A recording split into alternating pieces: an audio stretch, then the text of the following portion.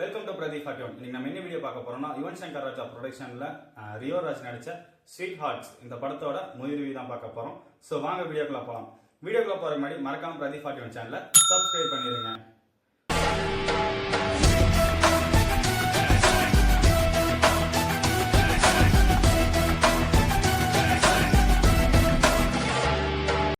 Sweet hearts இந்த படத்தோட கதைகள் என்னன்னு கேட்டீங்கன்னா, ரியோ வந்து 5 வயசா இருக்கும்போது அவங்க அம்மா வந்து தவறிடுறாங்க.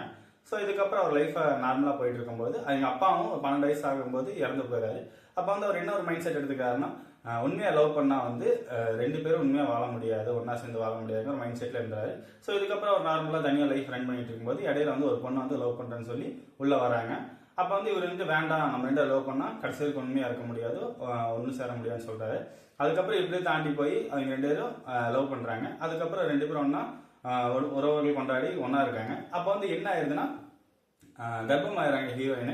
இதுக்கப்புறம் வந்து ஹீரோயின் வந்து எனக்கு அந்த குழந்தை வேணும்னு சொல்ல, இந்த குழந்தை எனக்கு வேணாம்னு சொல்லி அது ஒரு பிரச்சனையாக போகுது. ஸோ இதுக்கப்புறம் அந்த பிரச்சனை என்னாச்சு, இவங்க 2 பேரும் ஒன்று சேர்ந்தாங்களா, இதுதான் இந்த படத்தோட கதைக்களமாக இருக்குது.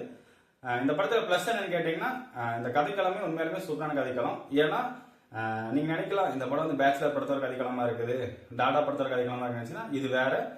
உண்மையாலுமே இந்த படத்தை பார்த்தீங்கன்னா தான் தெரியும், நல்ல ஒரு கதைக்களமா இருக்குது. ரியா ராஜோட ஆக்டிங் ஆகட்டும், அப்புறம் கோபிகாவோட ஆக்டிங் ஆகட்டும் இந்த படத்துக்கு ரொம்ப ஒரு பிளஸ் பாயிண்டாவே இருக்குது. அதே மாதிரி இதுல மியூசிக் சொன்னா யுவன் சங்கர் ராஜா மிரட்டி விட்டுருக்காரு. ஒவ்வொரு லவ் சீன்ஸ் வரும்போதும் தட்டி கலப்பி விட்டுருக்காரு உண்மையாலுமே. அதே மாதிரி இதுல அந்த 40 நிமிஷம் சீன்ஸ் ஓகே, அது நல்ல ஒரு பிளஸ்ஸா இருக்குது. கிளைமேக்ஸ் சீனும் அதே மாதிரி தான், அந்த படத்துக்கு பெரிய ஒரு முக்கிய பலமா இருக்குது. இந்த பிளஸ் பாயிண்ட் அந்த கிளைமேக்ஸ் தான் நான் சொல்லுவேன். ஏன்னா அந்த படத்தை ஃபுல்லாவே இது இல்ல, இது வந்து அந்த மாதிரி படம் இல்ல, இது வேற படம் சொல்லி காட்டுற முக்கியமான விஷயமா அந்த கிளைமேக்ஸ்ல தான் இருக்குது. அதே மாதிரி பிரேக்அப் சீன்ஸ்லாம் ஆகட்டும் ரொம்பவே நார்மலா நீட்டாவே ஆக்டிங் பண்ணியிருக்காங்க. இந்த படத்துல மைனஸ் என்னன்னு கேட்டீங்கன்னா, ஃபர்ஸ்ட் ஹாஃப் வந்து ஒரு மைல்டா டெப்தா தான் எடுத்துட்டு போகுது.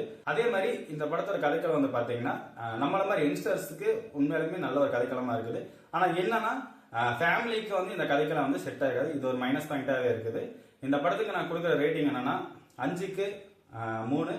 ஸோ இந்த மாதிரி மூவி ரிவ்யூஸ் ஆகட்டும், ட்ரைலர் ரிவ்யூஸ் ஆகட்டும், ட்ரீசர் ரிவ்யூஸ் ஆகட்டும் உங்களுக்கு வேணும்னா மறக்காம பிரதீப் ஃபார்ட்டி சேனலை சப்ஸ்கிரைப் பண்ணிருங்க. அடுத்த வீடியோவில் சந்திப்போம். டாடா.